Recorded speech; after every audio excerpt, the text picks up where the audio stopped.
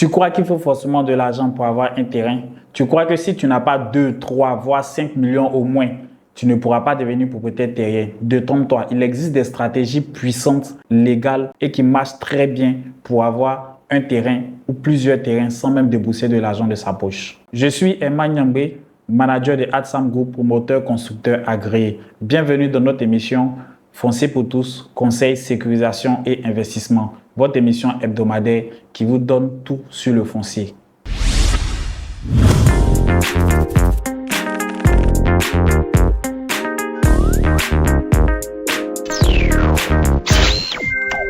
Dans cette émission, je vais te donner des stratégies que j'ai testées personnellement, que j'ai vu des personnes mettre en pratique, qui leur ont permis d'avoir des terrains, qui leur ont permis d'avoir leur premier terrain sans débourser de l'argent ou sans payer le prix du terrain. Reste jusqu'à la fin, car je te garantis qu'après cette vidéo, tu ne verras plus l'investissement dans le foncier du même œil. Tu ne verras plus cela de la même manière. Tout d'abord, je vais ouvrir tes yeux sur les fausses croyances dans le foncier. Tout ce qu'on raconte, tout ce qu'on dit qui n'est pas vrai. La première fausse croyance que tu dois bannir en toi, c'est que acheter un terrain n'est pas réservé aux riches. Ça, il faut le bannir. Tu n'as pas besoin d'avoir de grosses 4x4. Tu n'as pas besoin d'avoir beaucoup d'argent. Tu n'as pas besoin d'être millionnaire ou multimillionnaire avant de te lancer dans l'investissement foncier. Tu n'as pas besoin d'avoir beaucoup d'argent avant de chercher à acquérir ton premier terrain. Ça, c'est une fausse croyance dont il faut se détacher afin de pouvoir aller plus loin. Les riches investissent parce qu'ils ont compris que le foncier leur permettra de garantir une richesse à leur postérité. Mais sache que tu n'as pas besoin d'être riche pour toi aussi te lancer. Seulement, il faut savoir comment te lancer,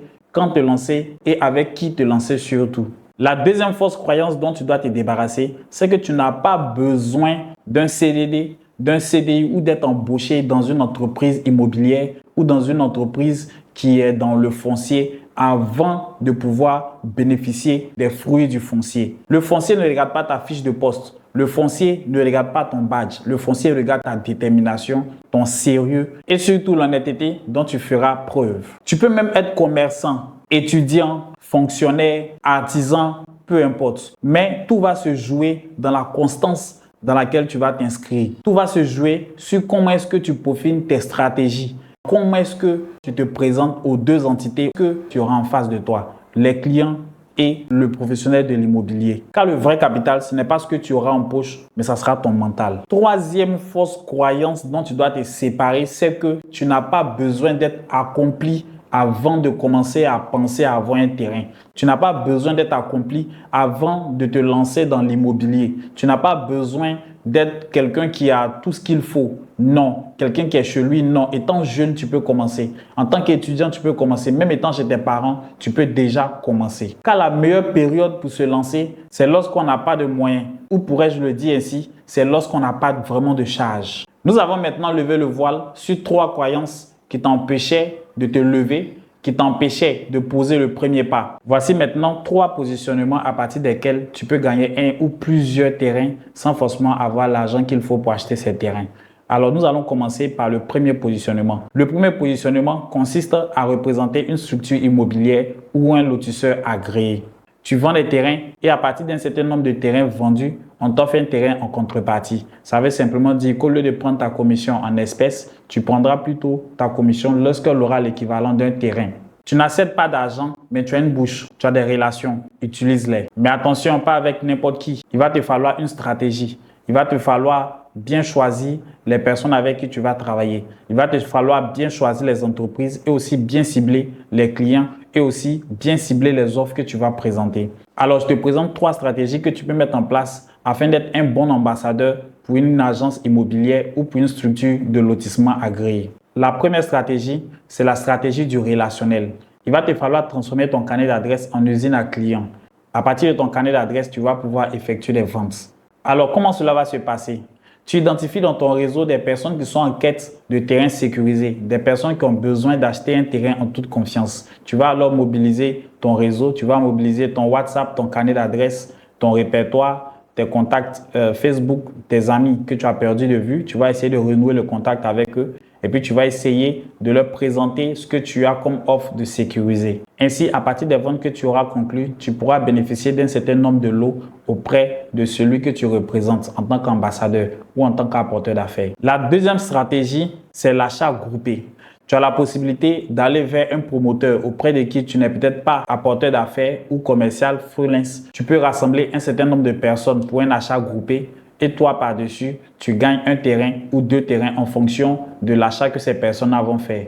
Ici, la stratégie veut que ces personnes-là fassent un achat groupé et toi, sur les achats groupés que tu fais, tu gagnes en lot, tu gagnes en terrain. Alors, ceci est très intéressant pour le promoteur car ça lui permet de vendre rapidement et toi aussi, ça te permet de gagner aussi ton premier terrain sans forcément débourser de l'argent. Pour réussir cela, tu dois inspirer confiance à ton groupe. Tu dois pouvoir leur proposer des terrains qui sont sécurisés. Tu dois pouvoir leur proposer des documents. Tu dois pouvoir leur proposer des documents qui sont vérifiables. Tu dois pouvoir leur proposer des terrains qui sont sûrs. La troisième stratégie vérifiée et vérifiable qui marche, c'est la stratégie d'influence locale. Tu as la possibilité de t'ériger en relais de confiance, non seulement pour le promoteur, mais aussi pour les acquéreurs. C'est-à-dire quoi? C'est-à-dire que tu es dans une zone où un promoteur a plusieurs terrains, a plusieurs lots, tu vis dans cette zone-là. Tu as la possibilité de présenter tes services à ce promoteur-là afin de pouvoir conduire tout ce qui est visite guidée. Et toi, en échange, tu peux demander un terrain en contrepartie. En proposant au promoteur de devenir son représentant local, tu as la possibilité non seulement d'avoir des commissions sur les visites guidées qui se font, mais aussi tu as la possibilité d'envoyer facilement certains clients vers le promoteur et de toucher des commissions sur tout achat. Mais tu ne vas pas t'arrêter là. Tu vas participer à tout ce qui est sensibilisation, tout ce qui est événement, tout ce qui est lié au foncier. Là où les chefferies auront besoin de toi, tu vas te rendre disponible. Tu vas apporter ton soutien. Tu vas apporter ta présence physique. Et puis après, tu vas te positionner comme un élément incontournable pour l'organisation de tout ce qui est visite, que ce soit pour les villageois ou que ce soit pour le promoteur. Ça va te permettre à chaque fois d'avoir un terrain ou 2 terrains lorsqu'il y a plusieurs ventes qui sont effectuées. Pour réussir ça, il va te falloir mettre en jeu ta crédibilité. Et puis après, il va te falloir rédiger un contrat clair avec le promoteur ou avec les villageois qui te permettront de pouvoir sécuriser tout ce que tu gagneras comme terrain ou tout ce qui te sera promis en contrepartie. Le troisième positionnement que je te présente pour avoir un terrain sans vraiment débourser de l'argent, c'est le positionnement en tant que bénévole contre le terrain. Tu as la possibilité de présenter tes services aux entreprises qui sont spécialisées dans l'aménagement ou dans le lotissement. En plein projet de lotissement, elles ont besoin de bras, de présence ou d'appui logistique. Ce besoin en présence ou en appui logistique est très souvent temporaire. Donc, ces entreprises ne voient pas l'opportunité d'embaucher ou d'engager certaines personnes pour le faire. Alors, ce sera un très bon positionnement de venir présenter ces services en tant que bénévole. Tu proposes tes services, tu aides pendant un chantier ou pendant un lotissement, on te récompense avec un petit lot. Tu dois savoir que ce n'est pas un droit automatique, mais c'est un droit qui se discute, qu'on peut mettre sur contrat, mais surtout qui se mérite. La plupart des projets où tu peux avoir ce genre d'opportunités sont des projets en zone rurale, sont des projets dans les zones semi-urbaines qui sont à petit budget, mais souvent avec beaucoup de besoins.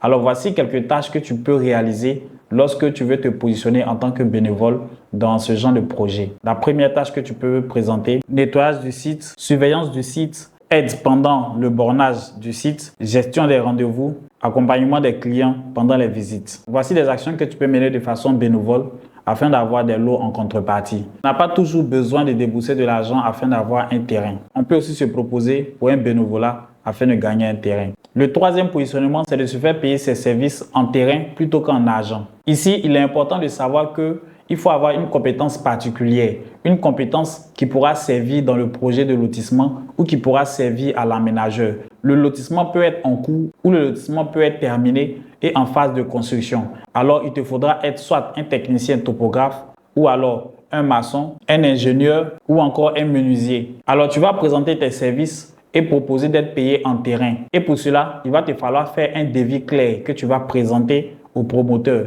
Et à partir de ce devis-là, vous allez discuter sur ce que tu veux comme terrain en termes de rémunération. Une fois que vous avez passé l'accord, vous le mettez par écrit et tu pourras maintenant engager les travaux sur le chantier. Monnayer ses services ne s'arrête pas qu'aux artisans ou aux techniciens. Tu peux monnayer tes services en tant que chauffeur, en tant que guide, en tant que graphiste ou en tant que communicant. Voici donc 3 positionnements que je pouvais te présenter afin de pouvoir gagner un terrain sans forcément enlever de l'argent de ta poche. Maintenant, je vais te présenter des erreurs que tu ne dois pas commettre lorsque tu veux gagner ton terrain ou tes terrains sans forcément enlever l'argent de ta poche. La première erreur, c'est de signer un document sans vérification, sans chercher à savoir ce qui est inscrit dans le document, sans chercher à savoir ce qui est écrit et chercher à savoir si les clauses t'arrangent ou ne t'arrangent pas. Pour ne pas après dire que j'ai été arnaqué ou j'ai été grugé. Donc, il est important de lire les clauses avant de les signer. La deuxième erreur à ne pas commettre, c'est accepter délibérément un terrain sachant bien qu'il est litigieux. Il faut éviter cette erreur-là,